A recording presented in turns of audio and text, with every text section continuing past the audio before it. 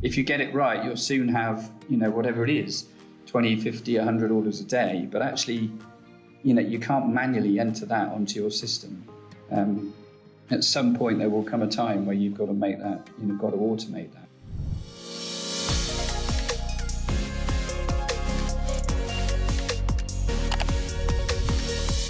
Hi, I'm Chloe from Zenbox, and I'm on a mission to get brands talking about how post-purchase operations affect the customer experience. And importantly, how to deliver on promises that mean you create loyalty that drives repeat purchases. Hello and welcome to After the Buy button, where I'm excited to welcome today's guest, Dan Dicker. So welcome, Dan. It's good to have you on the show. Thank you very much. Nice to meet you, Chloe. Nice to meet you too. So to introduce you to everybody, Dan, you're the CEO and founder of Circular & Co, which sells recycled, eco-friendly and sustainable products with a mission, which is all about the circular design and putting an end to waste and pollution. So the company was launched in 2003, and in many ways that must have been kind of one of the first companies to start producing items in this way. And now has annual sales of £2.8 million. So can you tell us a bit more about Circular & Co and how it all started? Because am I right that your background is in product design? Is that right? Yeah, that's correct. So I studied industrial design at university and then went to Dyson, the well-known vacuum cleaner manufacturer, and that's kind of where I learnt my trade as such. And then I left Dyson in 2003, effectively to try and do my own mini Dyson, as it were. And I actually wanted to live by the coast. So our legal, although we're called Circular & Co, our legal name that we were called back then is A Short Walk, because it was the whole point of the business was to be a short walk from the sea. So that was the sort of inspiration for moving. And then when as you touched on, actually, when I set the company up, the kind of pillars that I wanted to work to myself, and it was just purely a personal choice, was to try and make new products out of waste materials, and then to try and make them regionally, ideally in the UK, if not even closer. And I think whilst I was at Dyson, I did get a bit frustrated that I thought, well, actually, technically, we could be doing products out of waste materials. So that was just something that was sort of dear to me and something I sort of hung my hat on then. And unknown to me, like you've touched on, 18 years ago, it wasn't some kind of clever 18-year sort of vision as to how things might go. It's just turned out that actually, we were quite ahead of our time in that kind of thought process, and the world has sort of started. I'm really happy to say the world in the last sort of 5 to 6 years has started to catch up with that principle and see the value in actually recycling what we currently already have, rather than just sort of our make and sort of a linear model that we've been following really since the post-war years, where we sort of take resources, turn them into something, and then just dispose of them in a sort of carefree culture that I think, if we're all honest, we're all a bit guilty of. So that's sort of the origins, and I think we have been at the forefront of that movement just by accident, because it was just something that we wanted to do back then. Yeah, it's not a choice anymore, is it? I think you're right. Everybody kind of feels that guilt and knows that this is where everything is going in the future.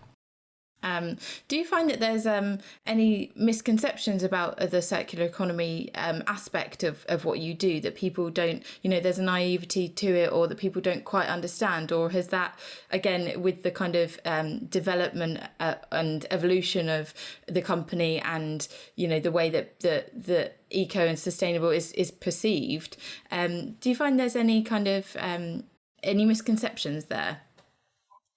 Do you know what? I think there's two main ones, and one is that the circular economy as an idea, as a principle, has been running for like 15 years, but it started in kind of academia and big industry, and sort of filtered into government levels, and it's not kind of moved from there, which we find really frustrating. It's like, well, if you're going to be serious about reusing the materials you already have, rather than digging up resource and then extending the life of that material for as long as humanly possible, you need to bring in consumers into that equation, obviously, but it hasn't been done. So we get quite frustrated, and it's our mission to try and promote this model, the circular model, and everyone needs to sort of be and think in a circular way. So that's a frustration, and that's a stumbling block, and I think that's something we're trying to address in the industry, of how we are a bit more out. I was literally on a webinar yesterday with sort of the recycling industry and the packaging industry, and that was one of the discussions about how do we get consumers more engaged. The other slight frustration is when you do start to try and engage consumers, they just deem it as effectively recycling. They're like, well, aren't you just basically talking about recycling? We buy something, we use it, and then we recycle it. That's circular. But actually, recycling is just one part of the circular model. And the key to the things becoming truly circular is that recycling effectively tends to downgrade materials. So you'll buy something, use it, recycle it. It tends to get downgraded into something else. Whereas the circular economy is about upgrading it. So every time it goes through a cycle, a loop, you're trying to add value. And that's what makes it sustainable.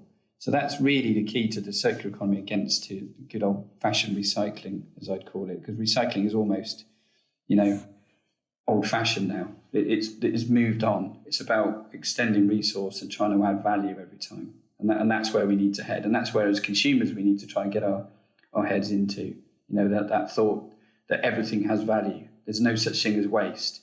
And even the media at the moment still refer to everything as waste, a waste problem. Actually, it's a resource.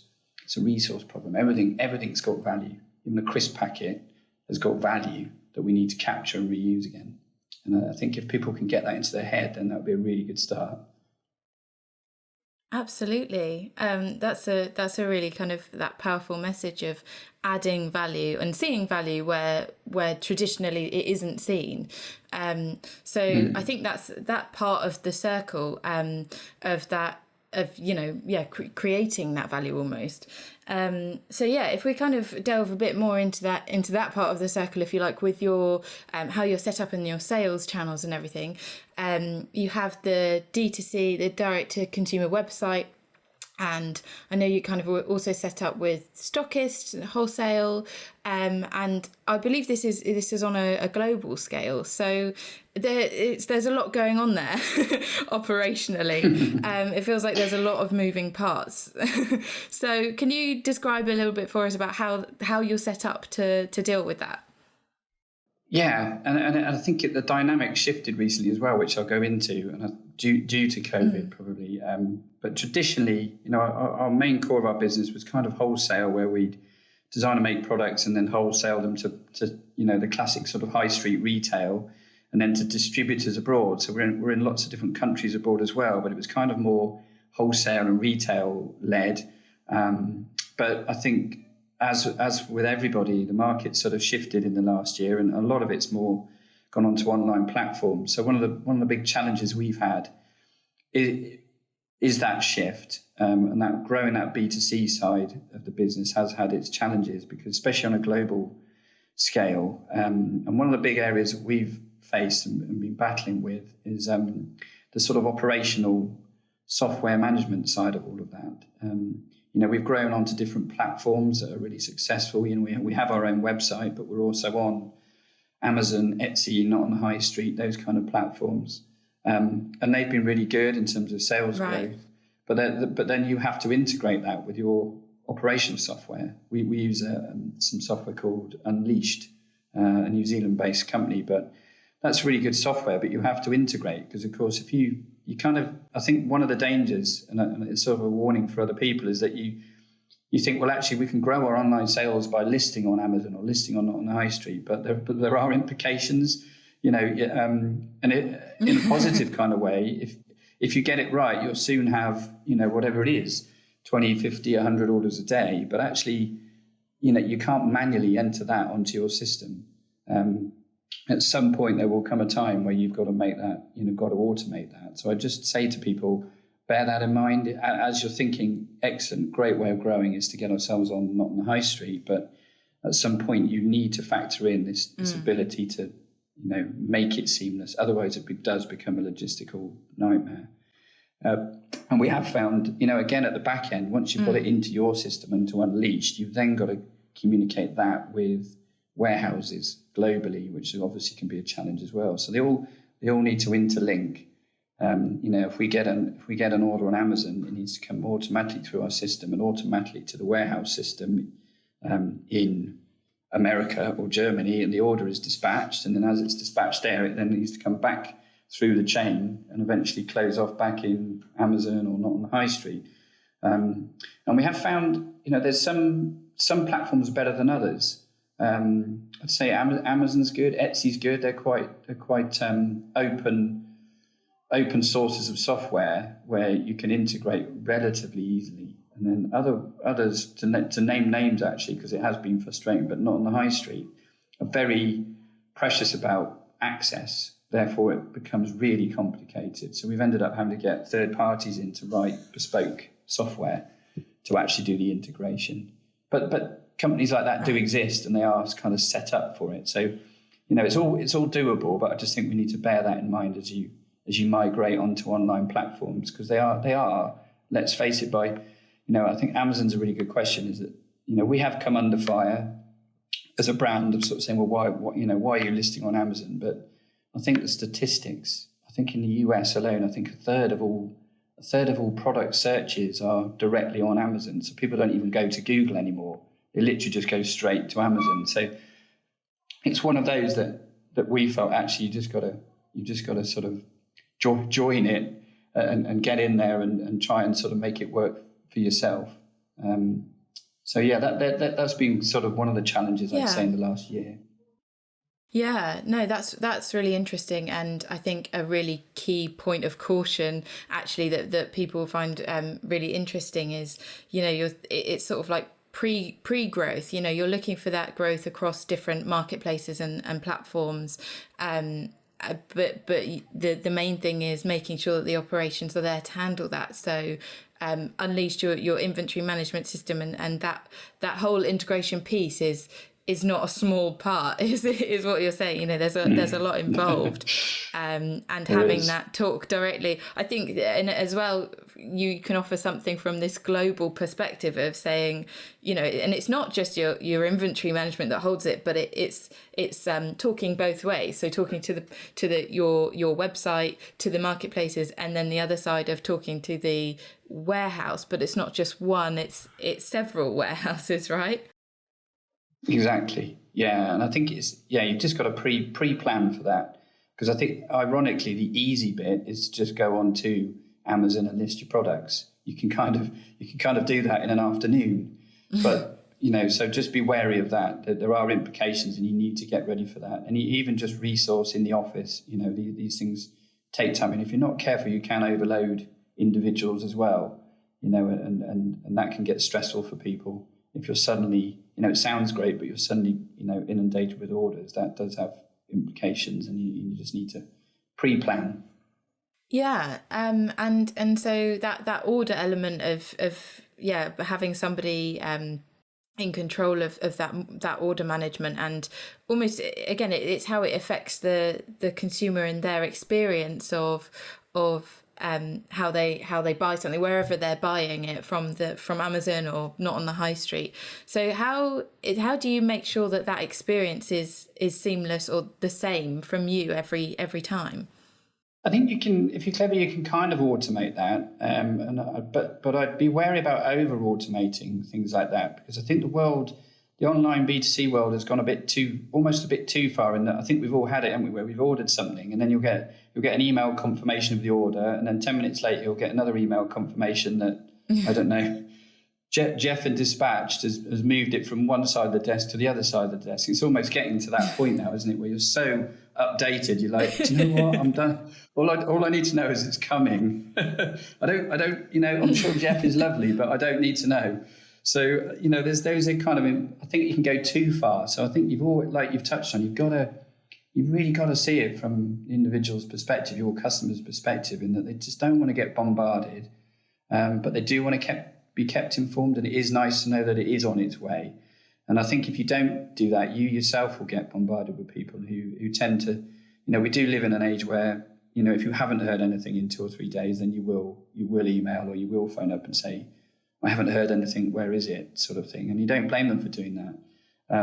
So I think there's this balance about keeping people informed, but not over-informing, and trying to get that right, and sort of respecting people's privacy, but also respecting that they do need to be communicated with. And I think from our experience, you can, if you're clever about it, you can kind of automate that and make that fairly seamless from a logistical perspective internally.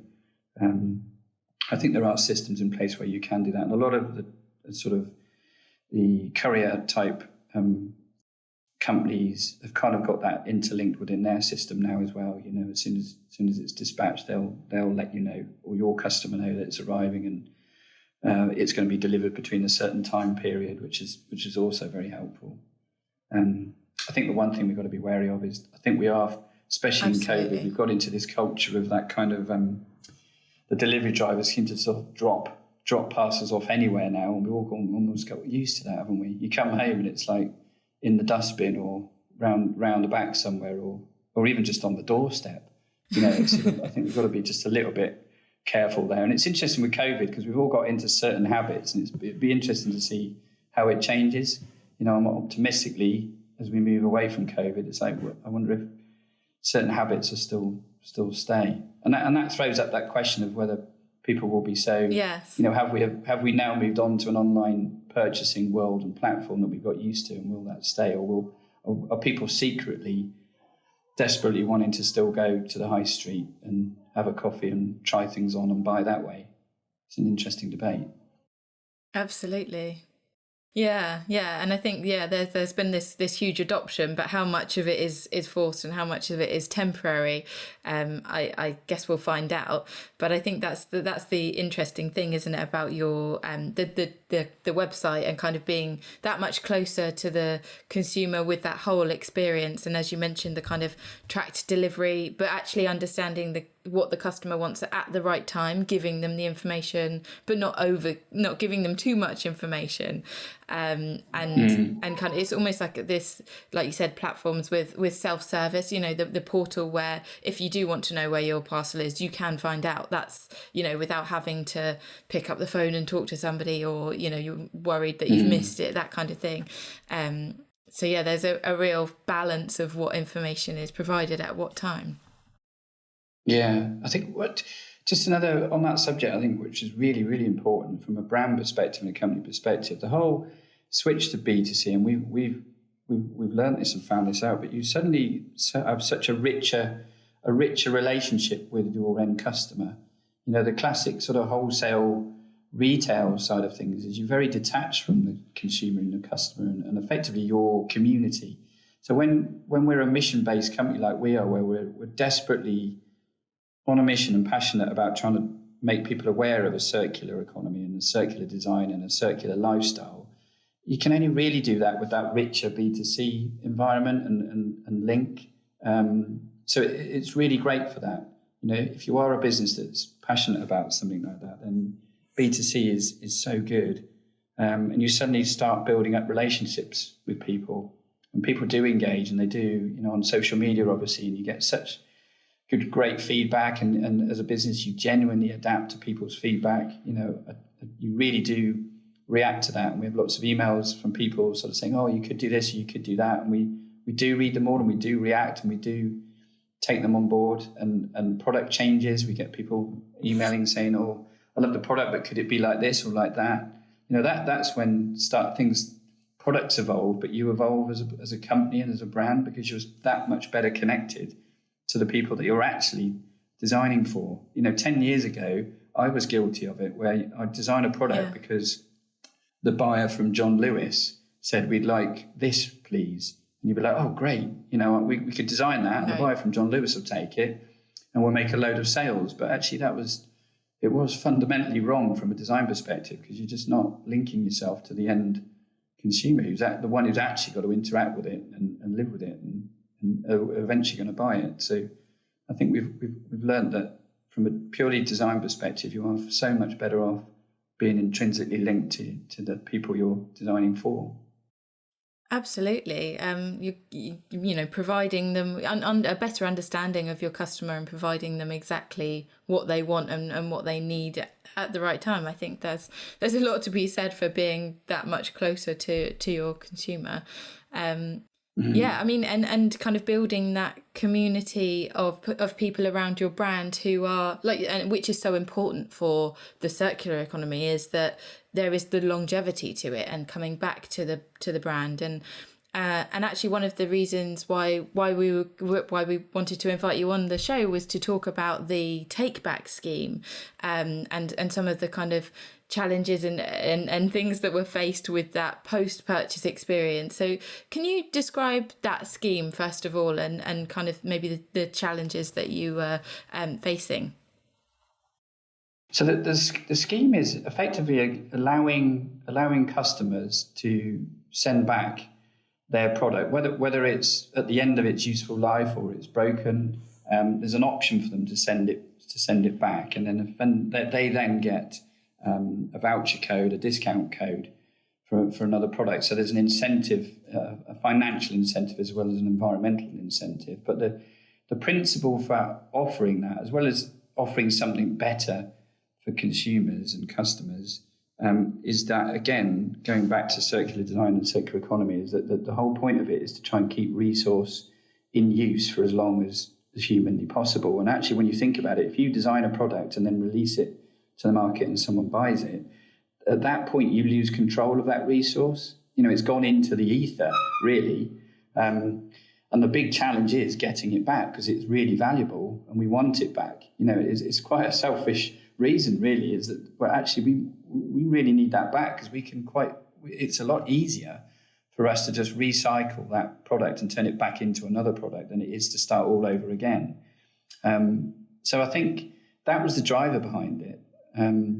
So that, and it's worked, and it's been really successful, because people luckily do really engage with it. And we've even had, I think, a really good example is I remember someone, when we said, look, we're going to offer a take back scheme, because not many companies do it. And people are like, yeah, but if you think about it, someone could just find, say, one of your reusable cups in the gutter and send it in and then get a discount on another product. And you're like, well, yeah, that's exactly the point. That's exactly the reason for doing it, because that product is being removed from the gutter, you know, and being leached into the environment, and actually comes back and gets reused again. So I was like, well, you know, that seals it for us. You know, that's exactly why we want to do it. You know, and when you think about, you know, we call it in the industry sort of leaching, and leaching into the environment, but that's the reason why we see so much plastic in the oceans, is that it's not been recaptured, which is a complete crime, because it all has value and we need to reuse it again. And I think, you know, statistically, it's still not great. You know, we talk about a circular world. I think globally, the world is currently 8.6% circular.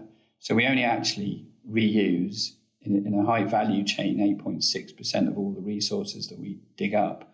And when you look at plastics, it's even less. It's like 2%.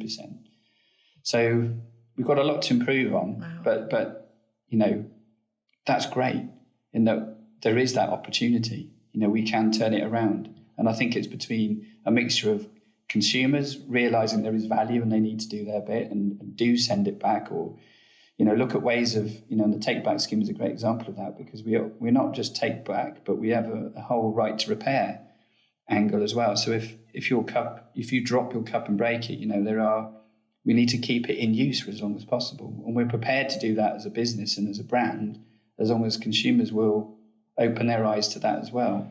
And there's that whole piece around, you know, I think we're shifting at the moment, which I find it really fascinating, especially as a designer. But I think a couple of years ago, 5 years ago, it was cool. It was really cool to have the latest iPhone and be seen with the latest thing. But I think in the not too distant future, it's going to be really cool to be seen having a 10-year-old iPhone, because you're the one who's kept that moving and you've kept it going. And I think as a designer, there's some really lovely challenges there about designing almost like an iconic phone that you can bolt on and replace parts. So as your battery wears out, you just bolt on another battery. Or the cameras get so much better in 5 years' time. You can just bolt on a better camera, but it will have a look and a feel, and you'll be sat on your train, and people from the other end of the side of the train will look at it and go, they've got one of those whatever longevity phones or whatever we want to call it. But I think that's where, if we can make that shift to consumers, that's when we'll start having the big wins. When people find it cool to be using stuff that they've kept moving for a long, long time and kept in use for ages. Absolutely. So can you describe a bit more about what the logistics behind that would look like? I mean, firstly, my question is kind of like, but how do you keep that message and that conversation going with that consumer, for a lifetime of a product, which, if it's a cup or a plant pot, for example, that could be years and years. So firstly, that question of how do you keep them engaged, but then how do they send it back? What's the process there? And is it open to everybody worldwide, there must be so many different avenues that opens up. You're right, and they're two really good questions, because logistically is quite a challenge. In each country we're in, we do have distributors that sort of hold this service for us, but in principle, you can just go onto the website. I mean, every product that you buy from us comes with all this detail in the packaging. But you're right, there is an element, I don't know, 5, 6, 7 years later, you would have probably forgot that aspect. And so we have got an idea that we are doing some research with Exeter Union, actually, and I'll quickly touch on that. But logistics-wise, we have, you can go onto our website and there's a form to fill in for a take-back scheme. We then send you back a unique reference number and the address to send the product back to. And then once that comes in and we reference that number, that automatically then uploads a one-off discount code that we then send to the customer. So it's a relatively straightforward system. So it's not massively technical challenge, which is why I was keen to try and mention it, because I think obviously there's environmental benefits of doing it, but there's also a closer community spirit in doing it, and you're getting closer to your customer. So there's some big wins for a brand and a company, and it's logistically relatively straightforward to do. And eventually we just have literally a stillage of different materials. So each time a product is sent back, if we can't repair it, then we put it into our stillage. And once that's full up, it's then economic to shift to our processing center that we use to sort of effectively regrind and then remelt down that product. And we've got new raw material again to use. So the whole thing's relatively logistically straightforward from a website and operational perspective. It's a bit more challenging abroad, but then the distributors have a similar system. And then we just have partners in each country that can take that product and recycle it again. And then the other aspect is how you remind people, like you touched on. If you're trying to design a product that lasts 10 years, you are effectively going to lose touch and they may well forget. So another model that we're looking at is a rental model. And again, that's one of the kind of pillars of a circular economy, is that if you, rather than buying a product, if you rent it, then it's far more onus on the manufacturer to make that product then last a lot longer. So if we were a washing machine manufacturer, per se, I'm not going to name names or pretend it's us, but it's not us. We'd sell you a washing machine, but we'd probably design it for a 5-year life cycle, because we want to sell you another washing machine eventually. But if we rented it you, right, then we'd instantly design it completely differently to last as long as possible, and then we design it to be easily repairable. So overnight, you change your whole dynamic about how you view a product from a manufacturing perspective. And then you as a consumer, you'll pay X amount per month or a year, but you'd effectively have a washing machine for life then. So if it goes wrong, it'll get repaired or it'll get replaced. So that's something we're trying to explore. How do we break that barrier down where someone might pay £10 for a cup, but actually would they rather just pay, I don't know, 50p a month or something, but they know they're completely covered, and we as a brand will look after them.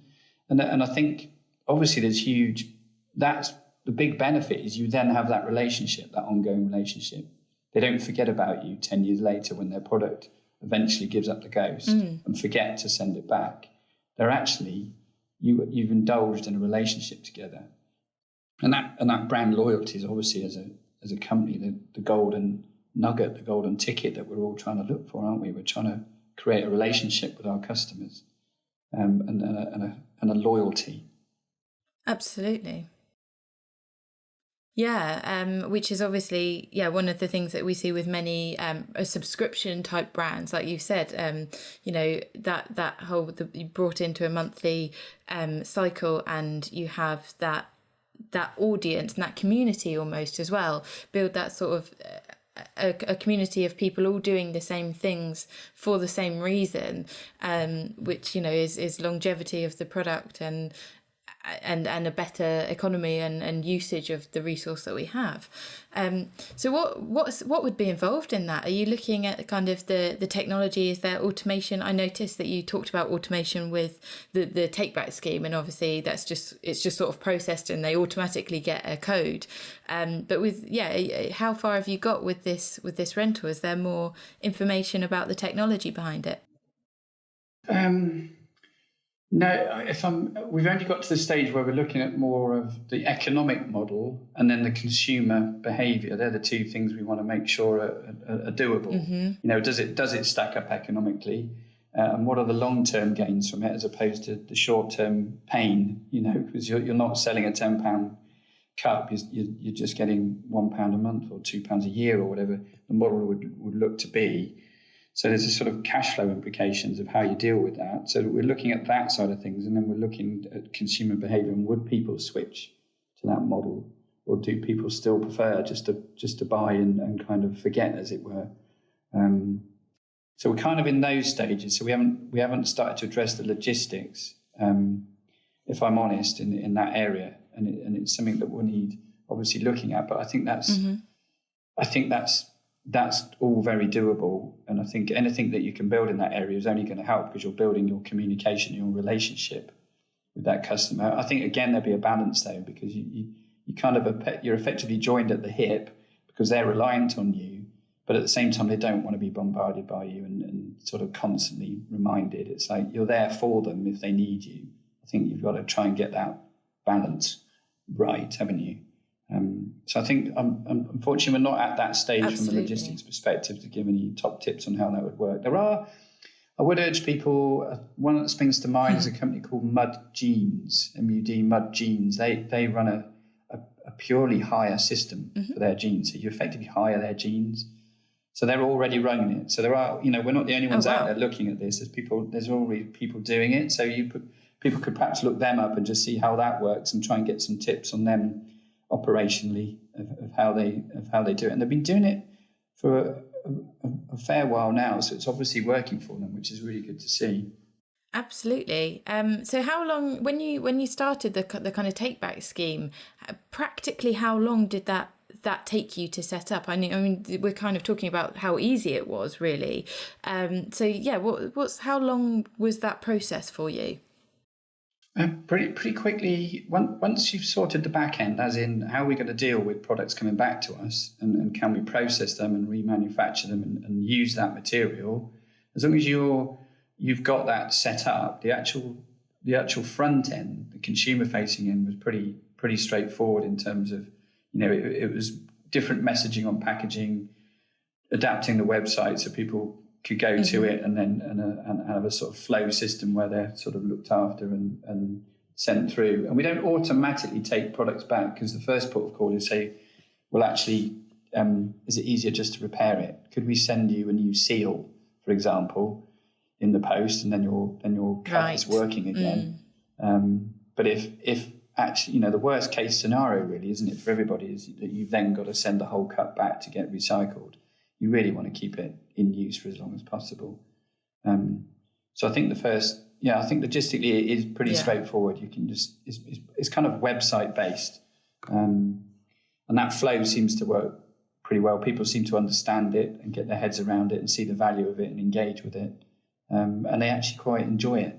I think people just feel naturally good about the fact that they can send something back and it it's going to get reused again, as opposed to even just over and above, even perhaps just putting it out for recycling.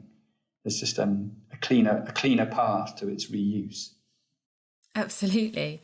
So what advice would you give to anybody kind of looking to this, but like where do people sort of go wrong? Where do they fail? Is there anywhere that you would, or anything that you would particularly recommend to steer away from or steer in the direction of?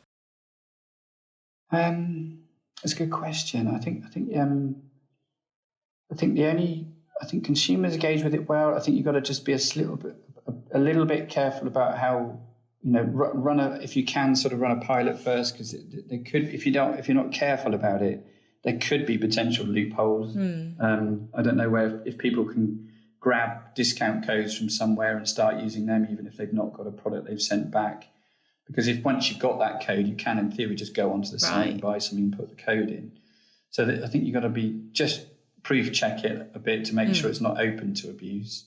And then just proof check that people understand the system and can engage with that system. But we've in general found people seem to find that pretty straightforward. We're not inundated with people saying, what do I do now? What even just what button do I press and how do I send it back and what address have I got to send it back to? And when do I hear from you? We don't get many questions, which is good. And I think if you're quite upfront at the beginning about the two angles, it's like economically you're better off sending it back because the discount we give you will more than offset the cost of the postage. But from a materials and an environment perspective, then obviously everyone's better off. And those two angles seem to cover most people. I don't want to be a bit hypocritical about certain people, but I think some are just driven purely by the cost and not the environment angle. And we're fine by that. It's the world we live in. Not everybody is driven by the environment, but I think so. You need to offer both of those incentives. Absolutely. Yeah, I think that's a really key point, isn't it? The more people that do it and that offer this type of service and care about this type of way of doing things, the circular economy and everything, it will become more affordable as we kind of realise. And like you said, eventually it's going to reach a point where there's no other way.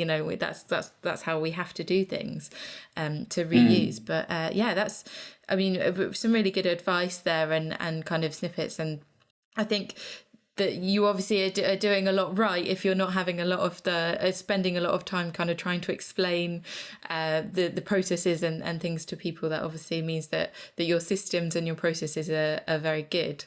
Thank you very much for that information. The final question that I had for you, just as a kind of a little bit of insight into how you work and maybe some inspiration for people looking for resources and things, is just to ask, is there a book or a podcast or where you get some information from that really kind of inspires you and has kind of helped you and guided you in your career?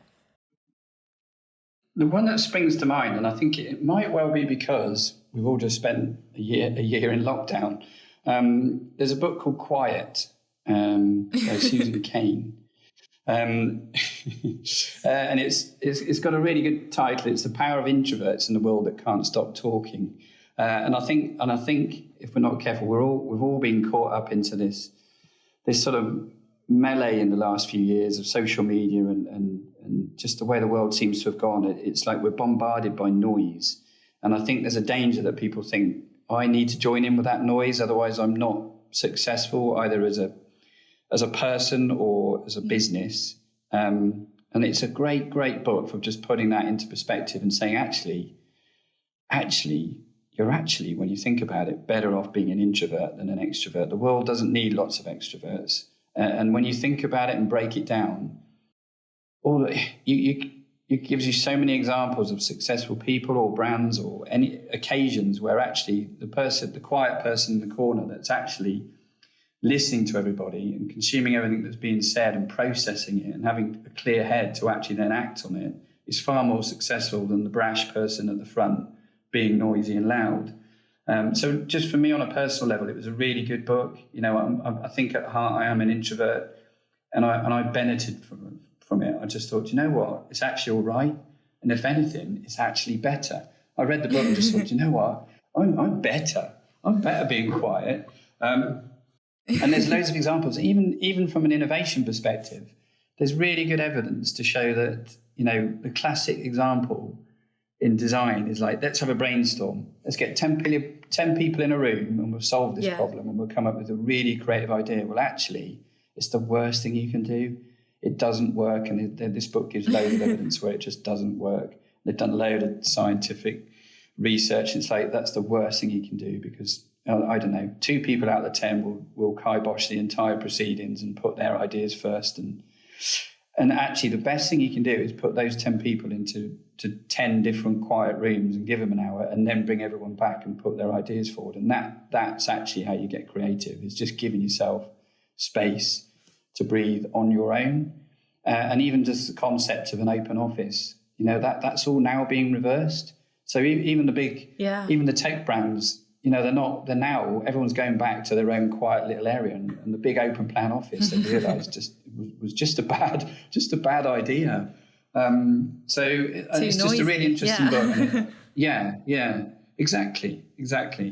So for me, that worked really well from an individual perspective, but I think there's a lot you can learn from a business perspective as well. It's like, it's good to be quiet. Don't worry about it. Great. Yeah, I think it's not surprising actually that from somebody, talking to somebody who, has developed, it has this design background, is creative, you've built this sustainable kind of thing which it can only really be, thought about when you take a step back and look at how the economy is set up and, how to solve this problem of pollution and waste and things. I think that it all sort of goes hand in hand with where you've got your inspiration from. Obviously, we mentioned before the show that you're based in Cornwall and you've got that, back to nature type of thing. So that makes a lot of sense that you would mention a book that was kind of, that was more about thinking, I guess. So yeah, that makes a lot of sense to me, and I'm gonna go and check it out. Good. I recommend it. Great. Thank you very much for joining us on the show, and we'll catch up with you soon. It's a pleasure. Yeah, absolutely. Thanks, Chloe. Thank you.